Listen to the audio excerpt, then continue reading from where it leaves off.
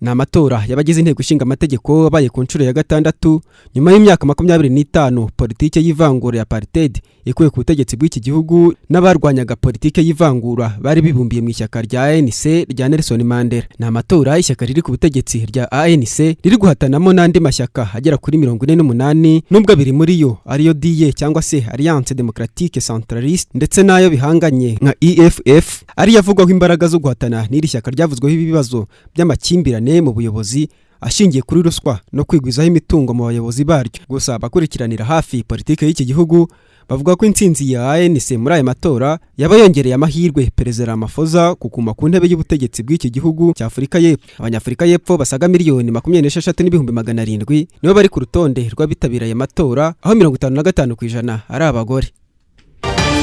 Umuseke w'igitondo cyo kuri wa gatatu nibwo humvikanye imirwano yashyamiranyije ingabo za leta ya Repubulika Iharanira Demokarasi ya Kongo ndetse n'iz'umutwe w'inyeshyamba za Mayimayi ubarizwa mu burasirazuba bw'iki gihugu.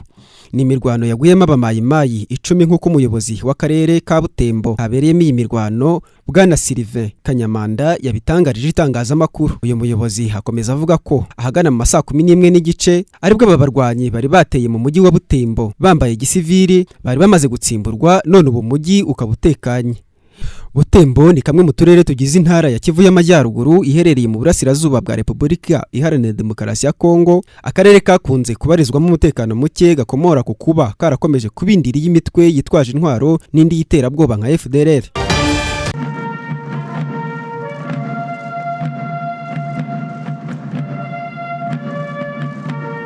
Tariki ya 8 Mata mwaka w'1945 ni tariki itazibagirana mu mateka y'Ubufaransa n'ay'isi muri rusange.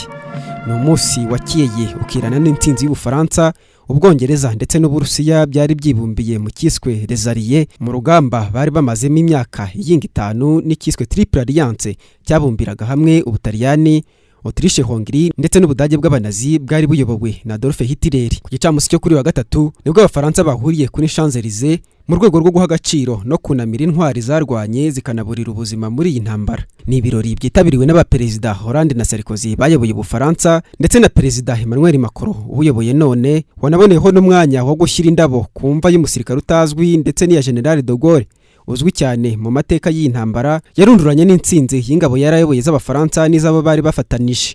Intsinzi y'intambara yibukwa none yatangiye mu 1940 irangira nyuma y'imyaka 5 itwaye ubuzima bw'abantu barenga miliyoni 36 ku migabane itandukanye y'isi. Jean de Mutabazi, TV10.